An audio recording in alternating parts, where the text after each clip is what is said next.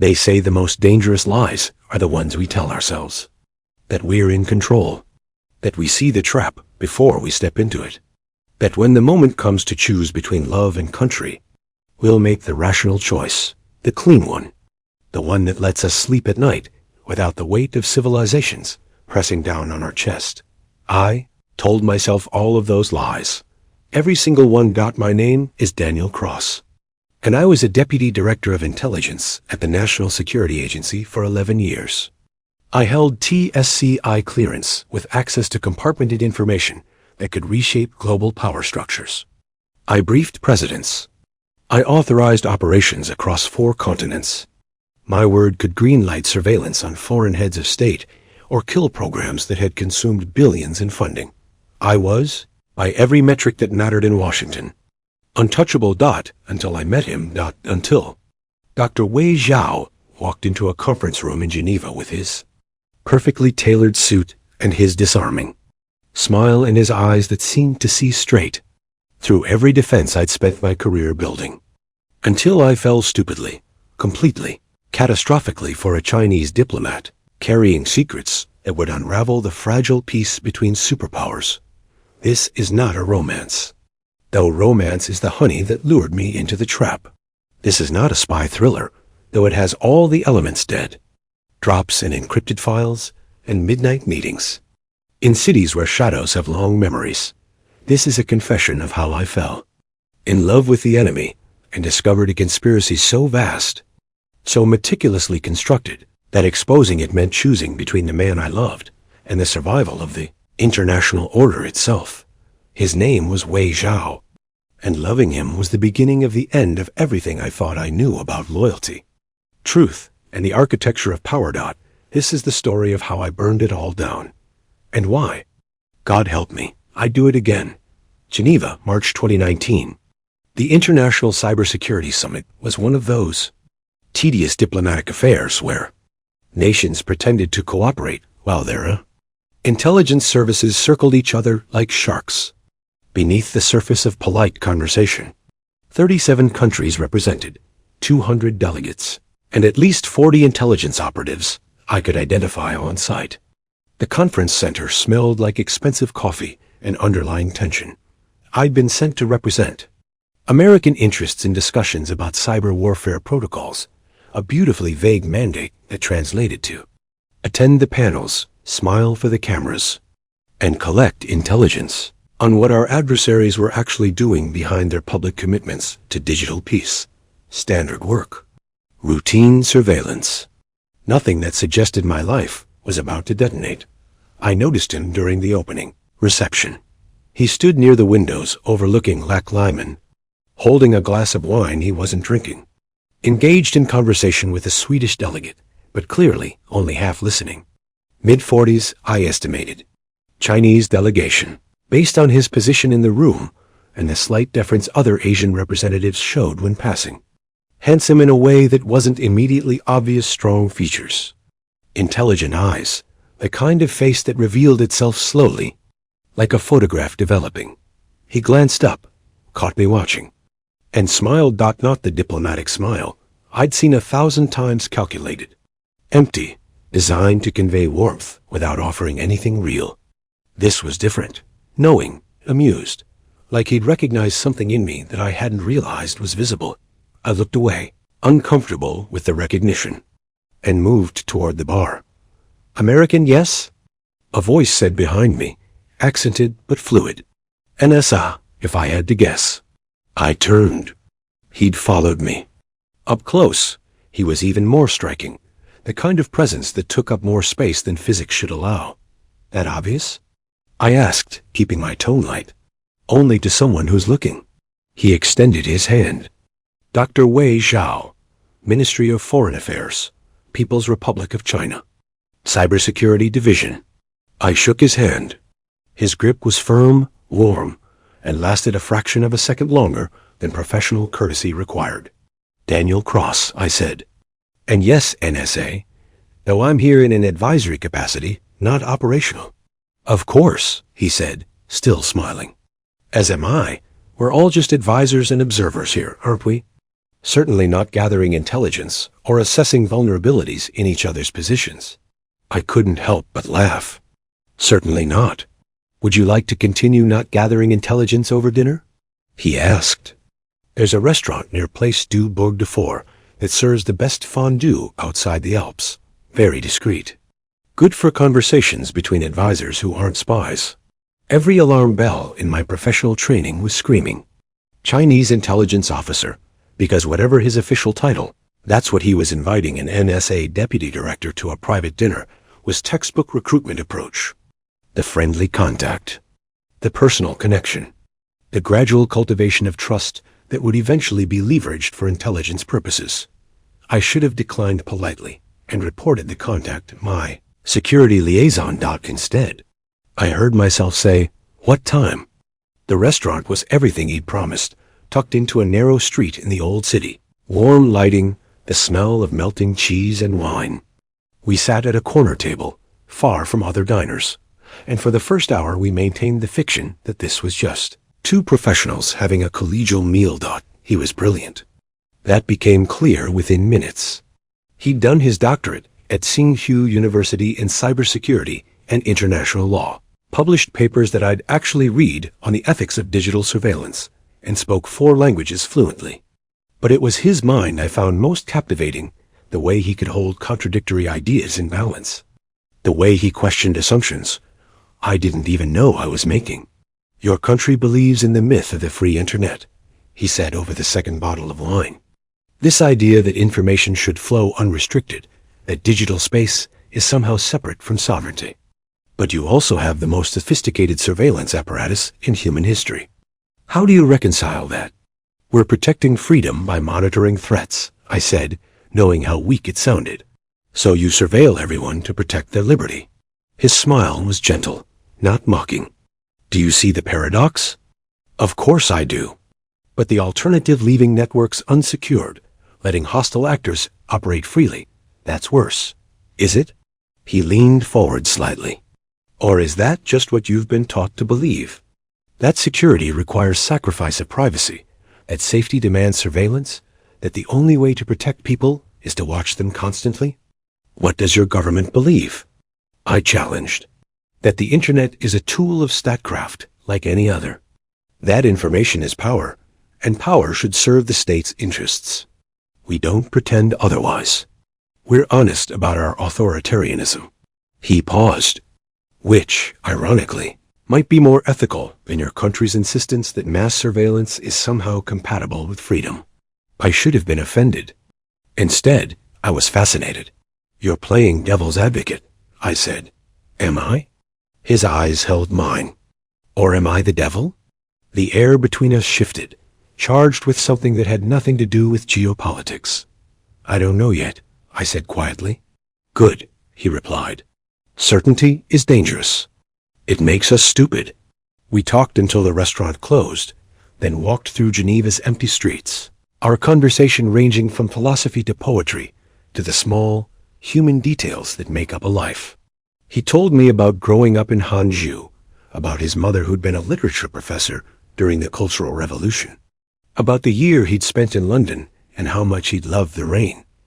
I told him about growing up gay in rural Virginia, about the years I'd spent hiding until I couldn't anymore, about choosing the NSA because it was one of the few places where competence mattered more than identity, at least officially. Are you out? He asked. At work? Officially, yes. Realistically, it's complicated. Washington isn't as progressive as it likes to think. Beijing is worse, he said. Much worse. There's no official recognition, no legal protection. And in government work, he trailed off. It's best to be discreet. Are you? I asked. Discreet? He stopped walking, turned to face me. We were standing on a bridge over the rain, the water dark and swift beneath us. Not as discreet as I should be, he said softly. He kissed me. It was gentle, questioning, and it tasted like wine and the reckless abandonment of everything I knew to be safe.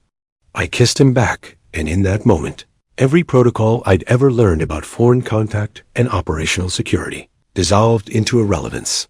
When we finally pulled apart, he smiled sadly. This is dangerous, he said. I know. I mean genuinely dangerous. For both of us. If my government knew if yours knew. I know, I repeated. But I don't care. That was the first lie I told myself. We saw each other 3 more times during the summit. Coffee meetings that turned into long walks. Panel discussions where we sat on opposite sides of the room, but found each other afterward. A late-night drink in my hotel bar that ended with him in my room. Both of us laughing nervously as we fumbled with buttons and belts, trying to reconcile desire with the absurdity of our situation. We're the worst spies in history, he murmured afterward, lying next to me in the dark. We're not spies, I said. We're administrators, who have access to their nation's most closely guarded secrets and are currently in bed together. If this isn't espionage, it's close enough to terrify me. Then why are you here? He was quiet for a long moment. Because for the first time in 20 years, I feel like myself. Not a party member, not a government official, not someone performing loyalty, just myself. I understood exactly what he meant. When the summit ended, we exchanged contact information, personal email addresses, encrypted messaging apps, the digital infrastructure of a clandestine relationship. We both knew it was insane. We both knew we were violating security protocols that existed for very good reasons. We both knew that any communication between us would eventually be flagged by one intelligence service or another. We did it anyway. For 6 months, we maintained a long-distance affair conducted through carefully worded messages and video calls routed through VPNs. We met twice more, once in Singapore, once in Paris, always under the pretense of conferences or diplomatic functions. Always terrified of being caught, always unable to stop.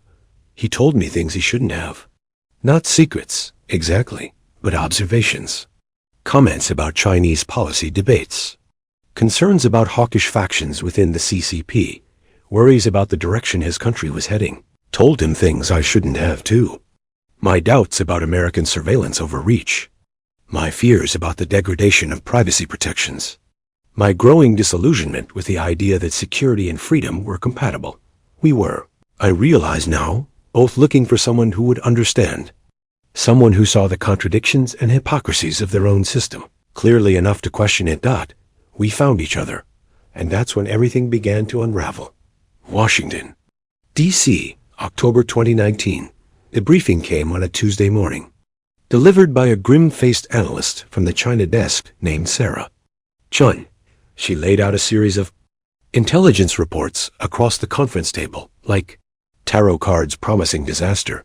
We've identified a pattern, she began. Over the past 18 months, critical infrastructure systems in 7 allied nations have experienced anomalous intrusions. Power grids, financial networks, telecommunications. The intrusions were sophisticated, well coordinated, and designed to establish persistent access while remaining undetected. Attribution? I asked, though I already knew the answer. High confidence. Chinese state-sponsored actors. Specifically, we believe it's a joint operation between the Ministry of State, Security and the PLA's Strategic Support Force. The intrusions aren't for immediate sabotage, they're pre-positioning, building backdoors that can be activated in the event of conflict. This is standard cyber warfare doctrine, I said. Every major power does this. We certainly do. At this scale? Sarah pulled out another document. Daniel, we're talking about access to systems that control water treatment, hospital networks, air traffic control. This isn't intelligence gathering.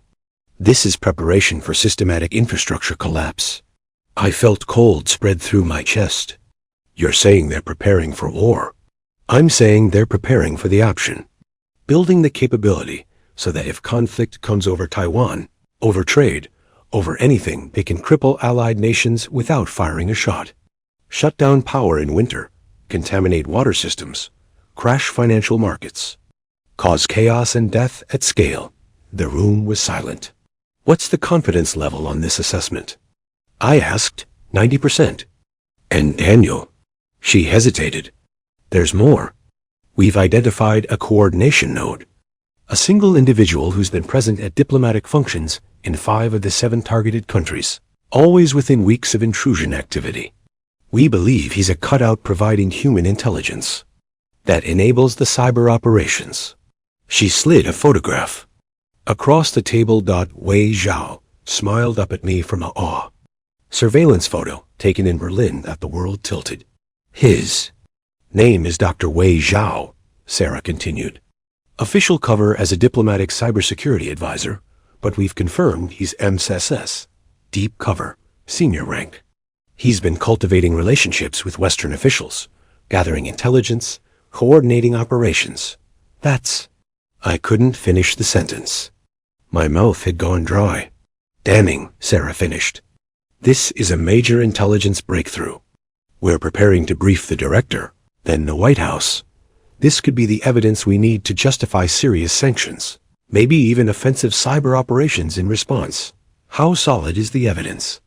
I asked, forcing my voice to remain steady. Solid enough. Communications intercepts, travel pattern analysis, SIGINT correlation. It's circumstantial, but compelling.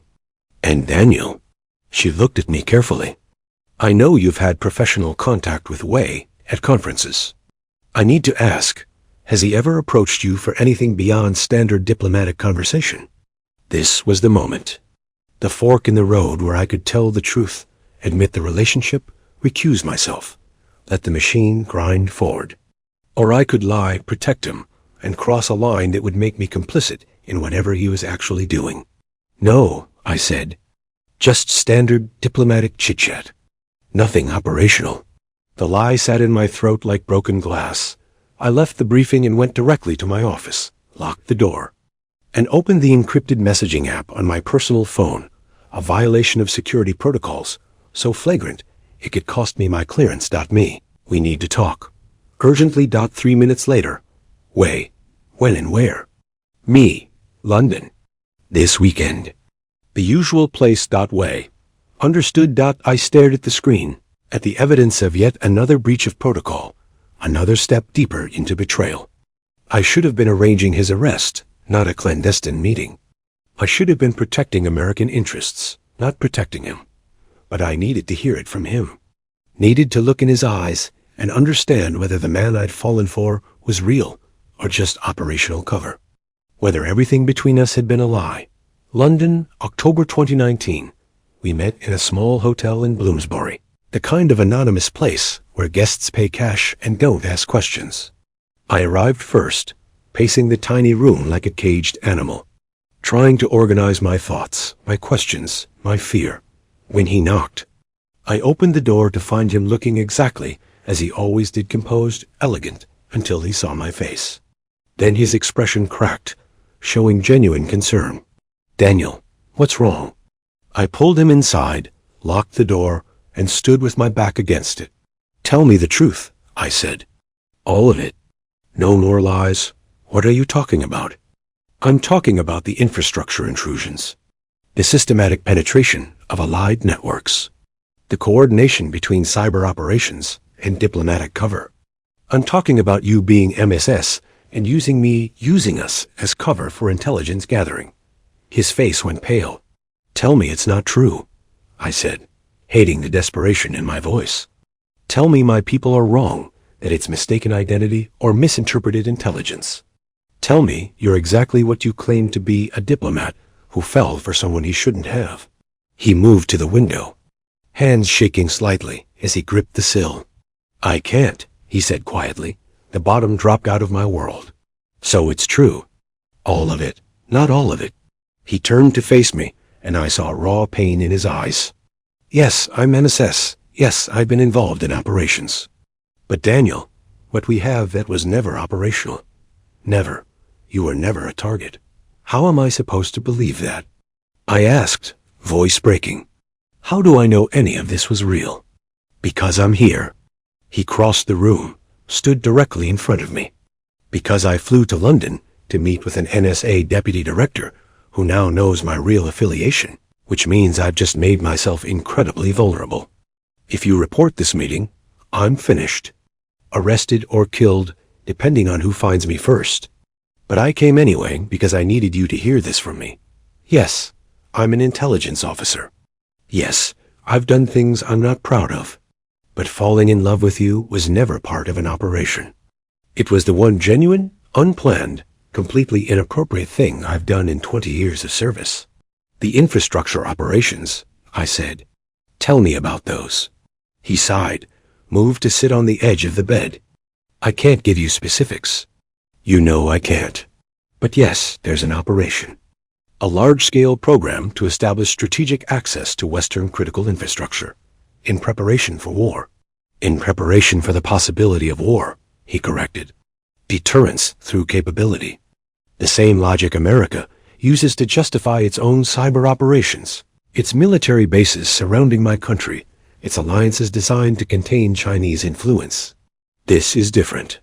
You're talking about targeting civilian infrastructure, water systems, hospitals. And America's cyber weapons couldn't do the same? His voice rose slightly. Stuxnet destroyed Iranian centrifuges. NSA has persistent access to networks in Beijing, Shanghai, Shenzhen. Your military has planned for cyber warfare scenarios that include disrupting civilian systems. The only difference is that when we do it, you call it aggression. When you do it, you call it defense. That's not the same. It's exactly the same. He stood abruptly. Daniel, I'm not defending it. I'm explaining it. Both our countries are preparing for a conflict, neither wants, but both believe is possible. We're trapped in a security dilemma, where every defensive measure looks like offensive preparation to the other side. And people like us, we're the ones building the weapons, establishing the access, creating the conditions for catastrophic war. Then why are you doing it? I asked, if you see how insane this is, why participate? Because I'm loyal to my country. Because I believe in China's right to security and prosperity, even if I don't agree with all of my government's methods. Because someone has to do this work, and I'd rather it be people who understand the risks than hawks who'd use these weapons carelessly. He paused. The same reasons you do your job, I imagine. He was right. I'd used those exact justifications countless times. What's your role? I asked. In the infrastructure program. Coordination. I identify vulnerabilities through diplomatic contacts, pass information to operational units, provide human intelligence that enables technical operations. I'm not writing malware or penetrating networks myself, but I facilitate those who do. Are you targeting me? Using our relationship to gather intelligence? No, his voice was firm. Never. I've kept our relationship completely separate from my work. I haven't reported our contact to my superiors, haven't asked you for classified information, haven't tried to leverage what we have for operational purposes. In fact, our relationship is a security risk to me, a vulnerability that could be exploited if discovered. Why risk it then? He laughed bitterly. Because I'm a fool. Because for the first time in my life, I found someone who sees me, not the officer, not the party member, just me. And I couldn't walk away from that, even though I should have. I wanted to believe him. God, I wanted to believe every word. There's more, I said. My agency is building a case. They're going to expose the operation, probably within weeks. There'll be sanctions, maybe worse. Diplomatic expulsions, offensive cyber retaliation. This could trigger a serious escalation. His expression shifted, not quite fear, but close. How much do they know? Enough. Infrastructure penetrations in 7 countries, correlation with your travel patterns, communications intercepts.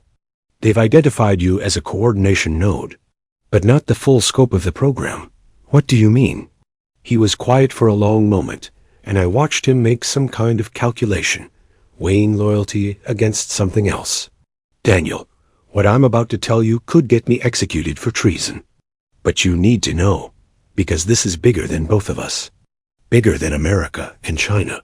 Tell me, the infrastructure program isn't a Chinese operation. I stared at him. What? It's not Chinese. Or rather, it's not only Chinese. Daniel, there's a coalition.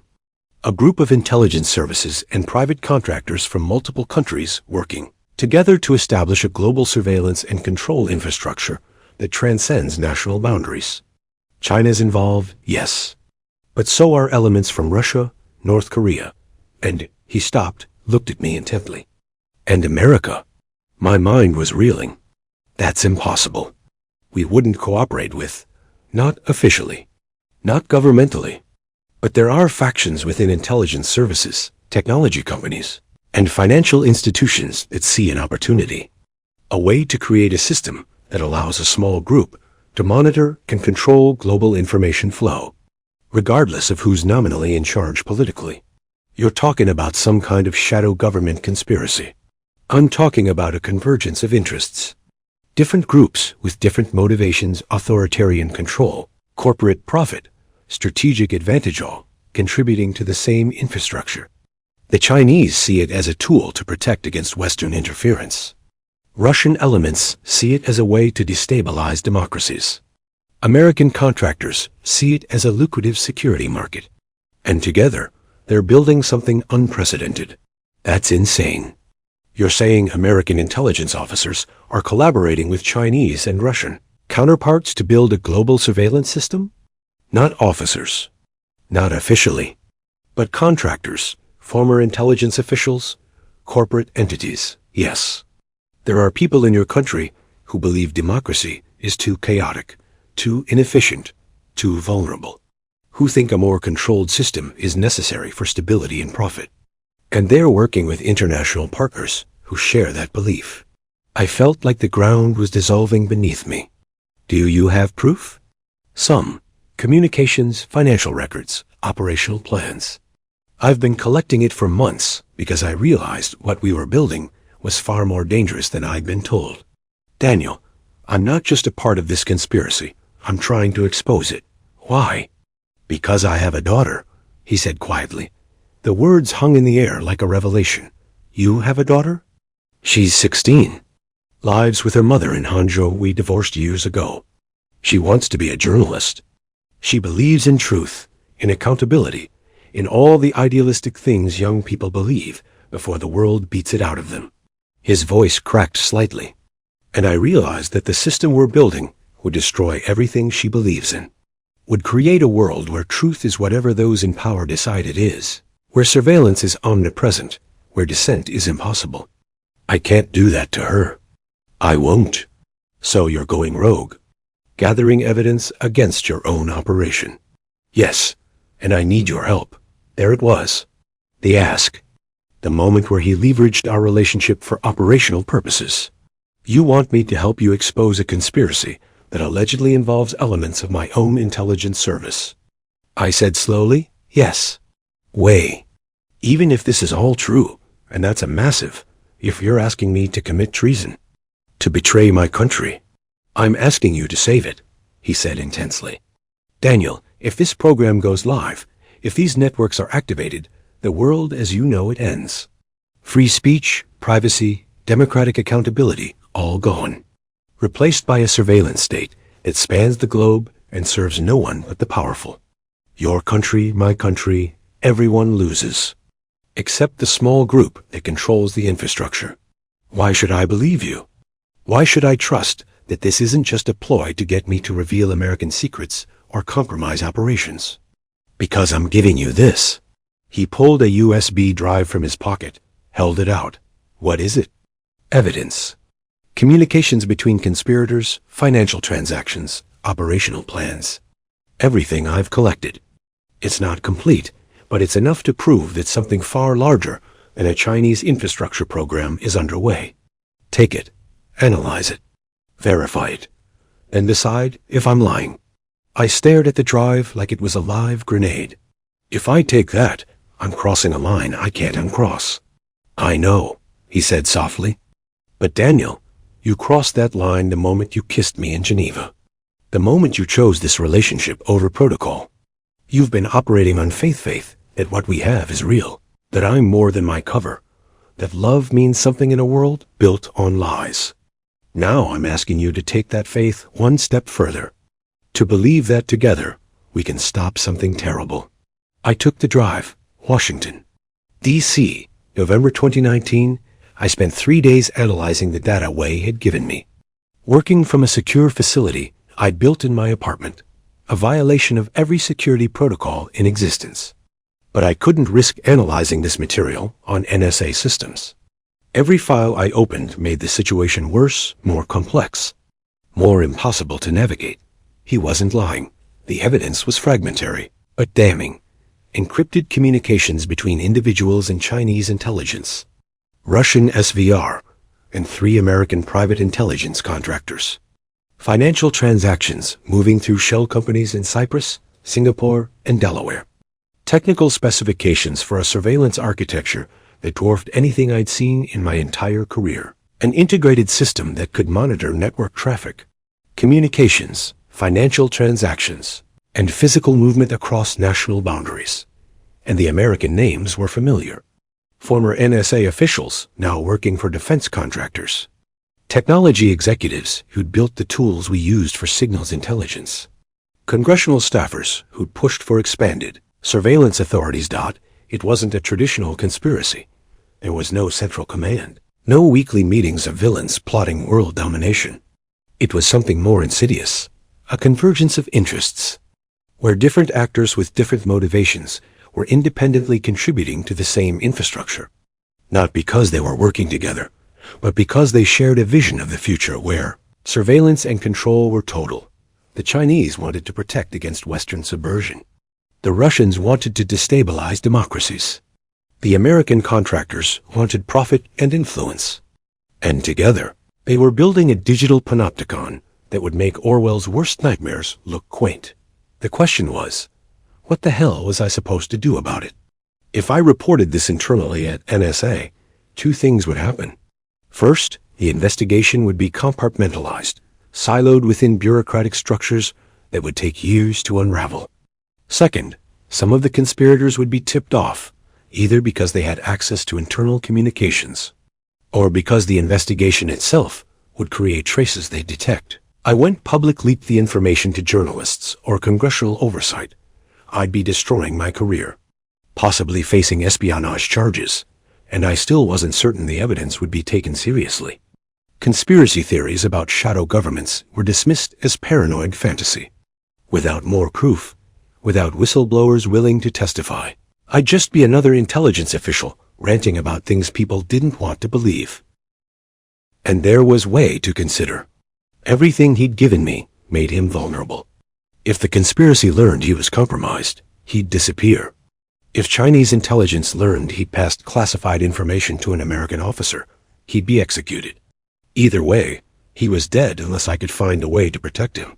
I was sitting in my living room, surrounded by printouts and encrypted devices, trying to figure out which betrayal would do the least damage, when my phone rang. Sarah Chun. "Daniel, we need to talk. In person. Now. It's 11 at night," I said. "I know. This can't wait. There's a coffee shop on M Street that's open late. Meet me there in 30 minutes. She hung up before I could respond. The coffee shop was nearly empty. Just a few students hunched over laptops and a barista who looked like he'd rather be anywhere else. Sarah was sitting in the back corner, nursing a cup of something that smelled like it was 70% espresso. I sat across from her, and she slid a tablet across the table. "Look at this," she said. The screen showed a surveillance photo of me entering a hotel in London 3 days ago. Another photo. Wei arriving at the same hotel 20 minutes later. A third photo. Both of us leaving together hours later. My blood turned to ice. "British intelligence flagged it," Sarah said quietly. "Routine surveillance of known Chinese intelligence officers operating in London. They sent it over this morning as a courtesy thought we'd want to know one of our senior officials was making contact with a confirmed MSS operator. Sarah, don't." Her voice was hard. "Don't lie to me, Daniel. I brought this to you first, before I took it up the chain, because I wanted to hear your explanation before this turns into a counterintelligence investigation. So explain. What the hell were you doing meeting with Wei Zhao in London?" I could still lie. Claim it was an operational meeting, that I was running my own investigation, that I had authorization. The lies queued up in my mind, ready to deploy, but I was tired. Tired of the lies, tired of the impossible calculations, tired of trying to serve 2 masters. "I'm in love with him," I said, Sarah's expression didn't change for a long moment. Then she closed her eyes, rubbed her temples like she had a migraine coming on. Jesus Christ, Daniel? I know how it sounds. Do you? She leaned forward. Because it sounds like a senior NSA official has been compromised by a foreign intelligence officer. It sounds like a counterintelligence nightmare. It sounds like your clearance is over, and you're probably going to face espionage charges. He's not what you think. The operation you've been investigating, it's bigger than China. There are American conspirators, Sarah, people working with foreign intelligence services to build a global surveillance infrastructure. And he told you this? He gave me evidence. Jesus fucking Christ, she repeated. Daniel, that's what they do. They feed you information, mix truth with lies, make you think you're uncovering some grand conspiracy, so you'll betray your own side. It's textbook recruitment, and you fell for it. I've analyzed the evidence. It's legitimate, or it's what he wants you to think. She pulled the tablet back. Here's what's going to happen. Tomorrow morning, you're going to turn yourself into counterintelligence. You're going to give a full debrief about every contact you've had with Wei Zhao. You're going to hand over any materials he's given you. And then you're going to pray that cooperating buys you enough goodwill to avoid prison. I can't do that. You don't have a choice. There's always a choice. I met her eyes. Sarah, I'm asking you to trust me. Give me 2 weeks. Let me finish analyzing what I have. Let me build a complete picture of this conspiracy. Then I'll go public not through internal channels, where it can be varied, but to congressional oversight and journalists simultaneously. A full exposure. That's insane. You'd be burning your career. My career is already burned. But if I'm right, if this conspiracy is real, then exposing it matters more than my career. More than anything. And if you're wrong, if this is all a manipulation, then I'm a fool who fell for a lie. But Sarah, I've spent my entire career watching our government expand surveillance, erode privacy, justify authoritarian measures in the name of security. If there's even a chance that we're building something worse, something that could end democratic governance as we know it, don't I have an obligation to investigate? Isn't that the job? She was quiet for a long time. 2 weeks, she finally said. I'll buy you 2 weeks before I report the London meeting. But Daniel, if you're wrong about this, if you're being played, I can't protect you. No one can. I know, I said. Thank you. Don't thank me, she said bitterly. Just don't make me regret this. I spent the next 13 days building the case. Wei fed me additional information through dead drops and encrypted communications, more financial records, more communications intercepts, more evidence of coordination between American contractors and foreign intelligence services. I cross-referenced everything, verified what I could through open-source intelligence, built a network diagram that showed the connections between conspirators.